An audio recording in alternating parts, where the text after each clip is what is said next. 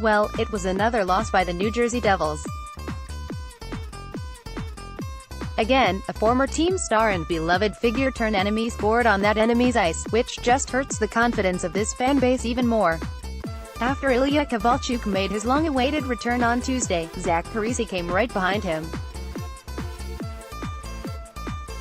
The hate behind the boos for Parise did not have the same vitriol as Kovalchuk's, but the fans had a half a dozen times to do it already.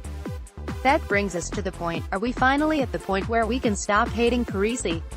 This isn't the to boo or not to boo Kovalchuk debate. That man made Devils fans wait 5 full years, and he did them as dirty as humanly possible by leaving in the middle of a contract. It does not matter that him leaving helps them now. Parise, on the other hand, had no obligations to the Devils when he signed with the Minnesota Wild. He was a free agent after spending 7 seasons with the Devils. Obviously, the Devils could have turned him into something instead of giving him a 1-year deal in 2011-12, although then the miraculous 2012 run to the Stanley Cup Finals never happens. Also, it's been 7 years since he left. Time doesn't always heal wounds, but it definitely makes it easier to deal with the heartbreak. Eventually, the boos will be the minority. Hopefully, it's after the Devils' next Stanley Cup win. Parise's situation is very similar to that of other former Devils who left for more money elsewhere, and some of those were welcomed back with open arms. Bobby Holik signed with the Devils' biggest rivals, the New York Rangers, after a decade in red and black. The Rangers gave him a 5-year deal worth $45 million. Still, he became a Devils player to end his career, and fans couldn't be happier to see him. The same goes for another player who was probably more hated at the time than Holik, Scott Gomez. The former Calder Trophy winner signed a 7-year deal with the Rangers, and immediately fell off. Yet, once the wheels fell completely off, the Devils resigned him in 2014 for 1 more season.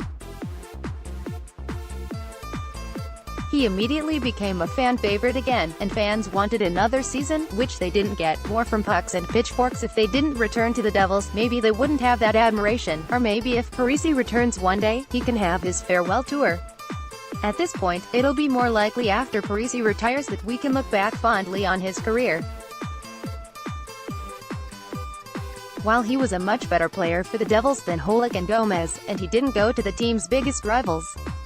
However, there's one thing those guys have that Parise doesn't have: a Stanley Cup.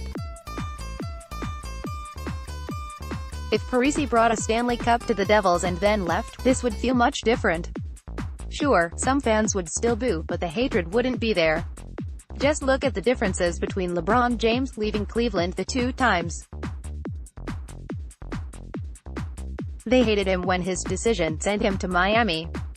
They thanked him for what he did when he left for the Lakers. Next, Devils trade deadline profile, Vegas Golden Knights a title changes everything. However, we can't change that now. Parise didn't bring the Devils a title, even if he came close.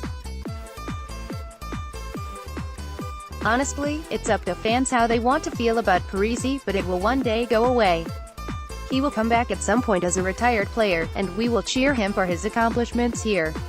That's never going to happen for the other guy who decided to go home.